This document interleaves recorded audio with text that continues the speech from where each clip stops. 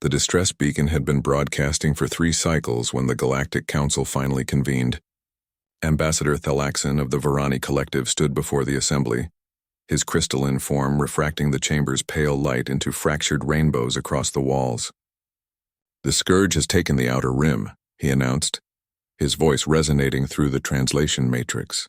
17 colonies, 4 billion souls. Gone. The representatives shifted uneasily in their various forms of seating. The Scourge were known to all civilized species, a hive-minded horror that consumed everything biological, leaving only sterile rock in their wake. They had appeared from dark space 6 months ago, and nothing had stopped them. "We must negotiate," suggested Counselor Vriesh, her tentacles coiling nervously. "Perhaps offer them uninhabited systems." "They do not negotiate," Thalaxon interrupted. "They consume. The question before us is simple. Do we abandon the rim and fortify the core, or do we stand and fight?" The chamber erupted in discord. The assembled species had built their civilization on principles of diplomacy, trade, and mutual understanding. War was a concept they had evolved beyond millennia ago. Their defense fleets were ceremonial at best, designed for asteroid deflection and rescue operations. Commander Helena Vasquez watched the proceedings from the human observation deck, her jaw tight. Humanity had joined the Galactic Council only 20 years prior, and they remained on the periphery of galactic politics. Most species regarded them with cautious curiosity, these strange beings who still carried weapons, who told stories of something they called war, who built their ships with armor instead of just shields. "They're going to run," said Captain Marcus Chen, standing beside her. "Look at them. They've forgotten how to fight." Helena nodded slowly. Below, the council had begun discussing evacuation protocols, abandonment timelines, fallback positions. Not once had anyone suggested a counteroffensive. "Send the message," Helena said quietly. Marcus hesitated. "Admiral Rodriguez will have both our heads if this goes wrong. And billions will die if we do nothing." She turned to face him, her eyes hard. "Send it." 20 minutes later, the human delegation requested an emergency session. Ambassador Liu Chen stepped forward, his presence commanding despite being smaller than most species present. "The United Terran Systems wishes to propose an alternative," he began. "With respect, Ambassador," Thalaxon replied, "humanity lacks the industrial capacity to make a meaningful difference. You control barely 40 systems. We control 47 systems," Liu corrected, "and we have something you've all forgotten." He paused, letting the chamber fall silent. "We remember how to wage war." Confused murmurs rippled through the assembly. Counselor Vriesh spoke up. "War is a primitive concept, Ambassador.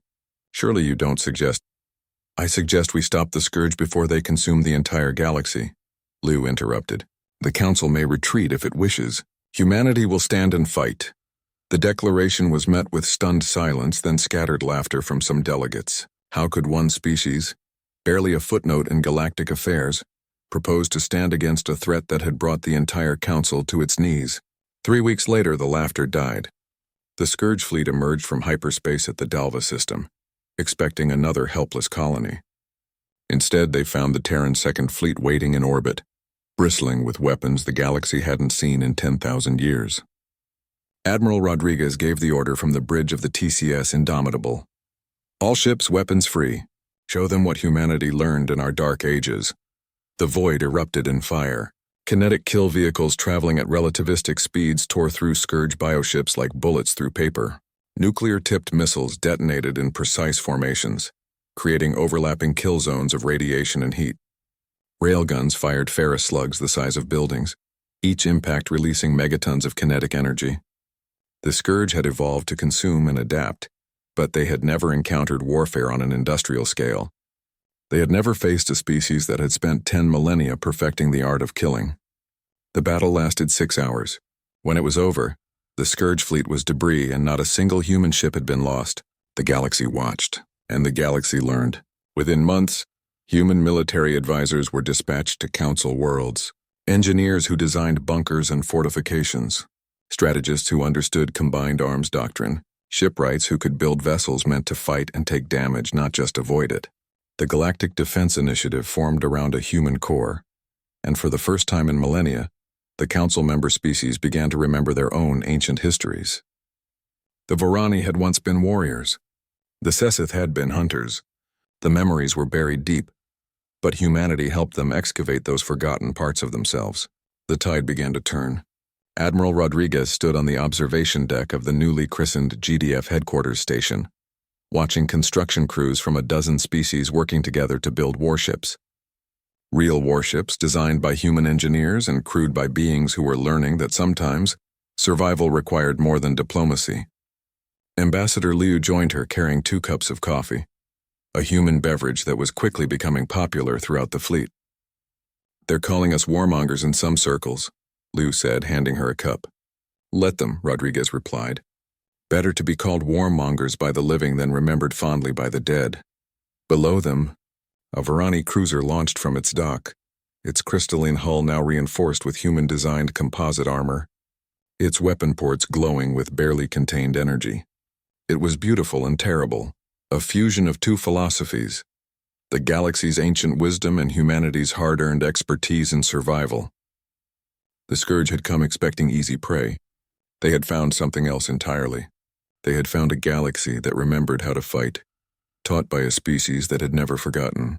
As the fleet assembled and prepared for the counter-offensive, a human saying began to circulate through the multilingual chatter of the command channels, translated into 1,000 languages but carrying the same essential truth.